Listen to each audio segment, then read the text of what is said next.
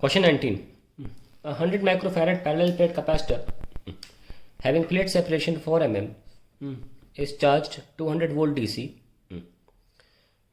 Is charged by 200 volt DC. The source is now disconnected.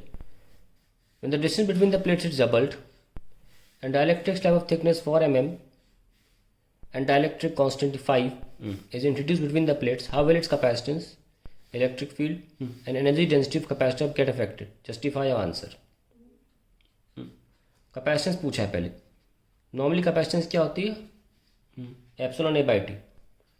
और अब क्या हो जाएगी? Epsilon medium. एरिया में चेंजेस किए नहीं, distance between the plates change किया है. एप्सिलॉन मीडियम क्या होता है? के टाइम्स एप्सिलॉन नॉट एरिया. और डिस्टेंस कैसे किया है? डबल कर दिया है. तो यहाँ पे के कितना है? 5/2 और बाकी एप्सिलॉन ए बाई डी दोबारा आ जाएगा लौट के. So you will get 5/2 times पुराना वाला सी.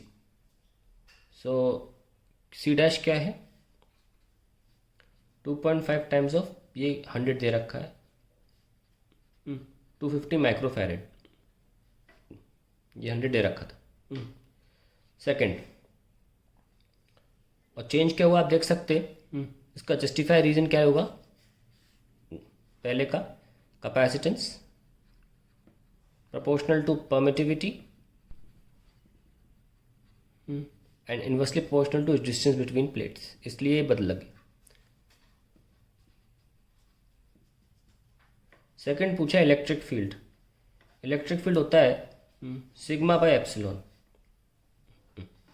नया वाला क्या होगा? Sigma by epsilon medium. Sigma क्या होता है देखिए ध्यान से, चार्ज अपॉन एरिया. चार्ज नहीं बदल सकता है क्योंकि बैटरी डिस्कनेक्टेड है. डिस्कनेक्ट कर दोगे चार्ज सेम रहेगा और एरिया बदला नहीं है, तो सिर्फ मीडियम में एप्सिलॉन लगाना है था. तो ई डैश हो जाएगा सिग्मा बाय के एप्सिलॉन नॉट. अब ये तो पुराना वाला है तो 1/5 टाइम्स ऑफ ई कह सकते हैं. Electric field decreases bye 5 times. Reason क्या होगा? डाइलेक्ट्रिक डाला है ना, तो पोलराइजेशन हो जाएगा डाइलेक्ट्रिक स्लैब का. It is due to polarisation.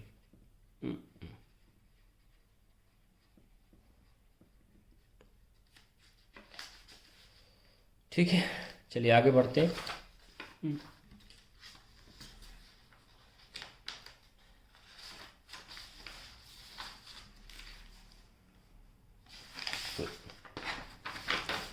अब पूछा है energy density. Is half epsilon E square.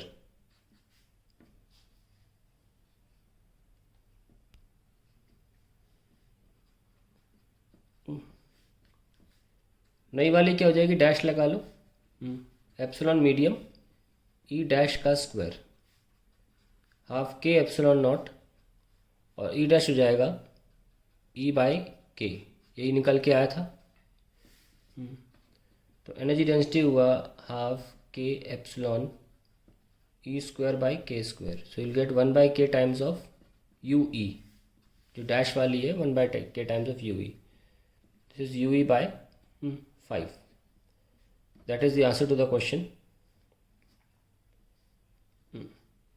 इसको सिंपली रीजन लिख सकते हो, due to decrease in electric field the energy density also decreases.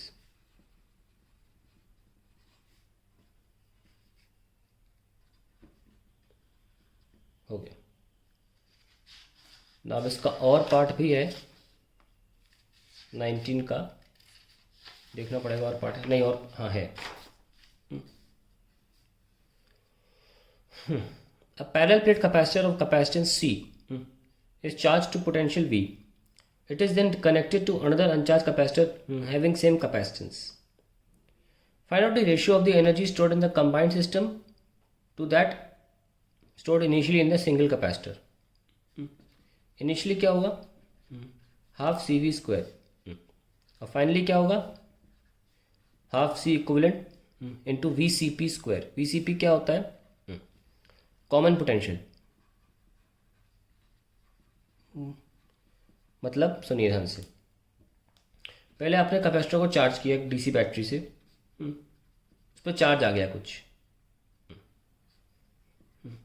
फिर आपने इसको लगा दिया एक अनचार्ज कैपेसिटर के साथ जिसकी कैपेसिटेंस सेम थी। अब ये जो कनेक्शन है, पहली बात तो ये पैरेलल में है, आपको लग रहा होगा सीरीज़ में है क्योंकि कहीं और नहीं जा रहा है चार्ज, लेकिन ये पैरेलल होता है, बैटरी नहीं है, ध्यान से सुनिएगा, ये पैरेलल में है। ये मान लीजिए थ्योरी देखना हो तो थ्योरी के लिए आप थ्योरी लेक्चर्स देख सकते हैं कि पैरेलल में क्यों है।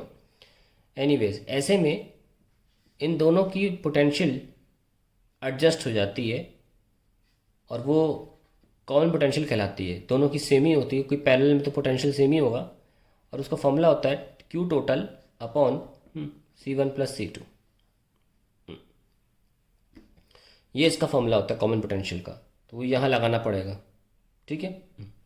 अभी टोटल Q कितना है, टोटल Q तो केवल इसी में था, और जो नया कैपेसिटर लेकर आए थे वो तो अनचार्ज था, तो जो पहले कैपेसिटर में पहले से चार्ज था वही तो ट्रांसफ़र हुआ इसमें, और दोनों में जितना बटना था बट गया, और तब तक बटा जब तक कि पोटेंशियल सेम ना हो जाए।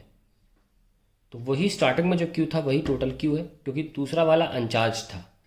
तो VCP निकाल लीजिए, कितना आ रहा है, Q upon C1 plus C2, C plus C, क्योंकि दोनों कैपेसिटेंस C, तो C into V upon C plus C, क्योंकि पहले C था। और चार्ज कैसे निकलता है इनिशियली, अब चाहो तो निकाल लो, इनिशियली चार्ज कितना है, C इंटू वी, वही लिखा है, तो आंसर आ गया V/2। अब आप U फाइनल में रख सकते हैं, U final is equals to